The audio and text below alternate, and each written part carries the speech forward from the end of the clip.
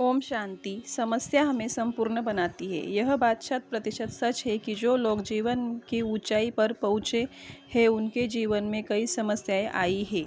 यहाँ पर मैं उस महामानव का अनुभव बताने जा रही हूँ जो एक गृहस्थी थे, लेकिन वह अपने पुरुषार्थ से विश्व का अलौकिक पिता प्रजापिता ब्रह्मा बन गई, जिन्हें सभी लोग प्यार से ब्रह्मा बाबा कहते हैं। ब्रह्मा बाबा का लौकिक नाम दादा लेखराज कृपलानी था। हैदराबाद सिंध में वह हीरो के व्यापारी थे और सात्विक प्रवृत्ति के थे। लोग उन्हें बड़े आदर से दादा कहते थे।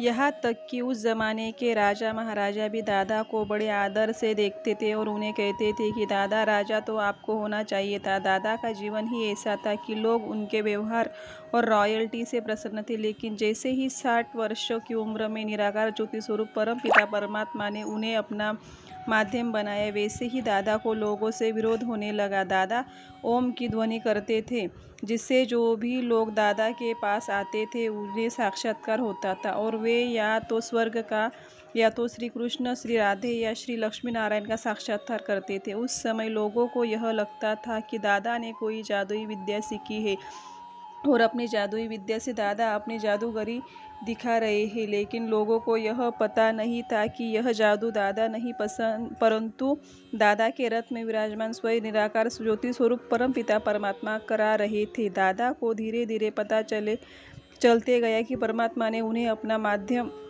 बना लिया है और उनके द्वारा कई सृष्टि की स्थापना होने वाली है। दादा को इस पुरानी दुनिया का महापरिवर्तन और नई दुनिया का साक्षात्कार हुआ। स्वयं दादा को भी यह पता नहीं था कि यह सब कैसे होगा, क्योंकि जब निराकार ज्योति स्वरूप परम पिता परमात्मा ने उसे उनके शरीर में प्रवेश किया तब उनकी आयु 60 वर्ष हो चुकी थी। दादा को देखकर लोगों को श्री कृष्ण, श्री नारायण का साक्षात्कार होने लगा और काफ़ी संख्या में माताएं बहनें दादा के सत्संग में आने लगी, जिसका नाम उस समय ओम मंडली था, क्योंकि दादा ओम की ध्वनि करते थे। दादा को जो लोग इतना आदर करते थे वही लोग अब दादा का विरोध करने लगे थे। जहाँ तक कि दादा के जीवन में समस्या इतनी बड़ी कि उस समय के समाचार पत्रों में यह बात भी आई कि एक बुढ़ा हैदराबाद सिंध में है जो अपने आप को श्री कृष्ण कहता है और उसे 16,108 रानियाँ चाहिए और अब तक उसे 300 मिल चुकी है, बाकी वह ढूंढ रहा है। आप समझ सकते हैं कि जिस व्यक्ति को इतने आदर से लोग देखते थे उसकी क्या अवस्था हुई होगी। लोगों ने बहुत पिकेटिंग की, दादा के ऊपर केस किए, उन्हें पकड़ने के लिए पुलिस भी आई, लेकिन कोई भी दादा को कुछ नहीं कर सका, क्योंकि लोगों को यह पता नहीं था कि दादा के साथ कौन है। मुझे यहाँ पर एक बात याद आती है कि जाको राखे साइया मार सके न कोई, बाल न बाका करिए सके जो जग बैरी होए।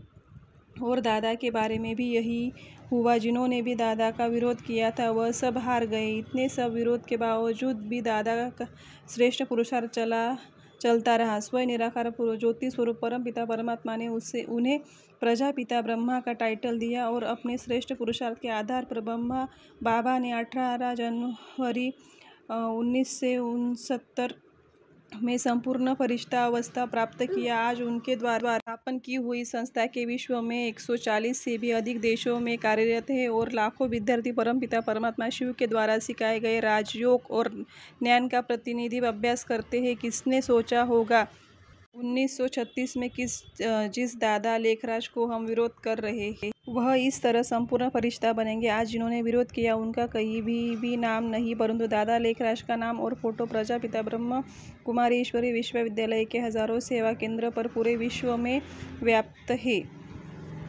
इसीलिए हम भी ब्रह्मा बाबा की तरह एक परमात्मा ने पूर्ण निश्चय रखकर जीवन में आने वाली हर परिस्थिति या समस्या का सामना करेंगे। हम भी परमात्मा की याद और मदद से अपने संपूर्ण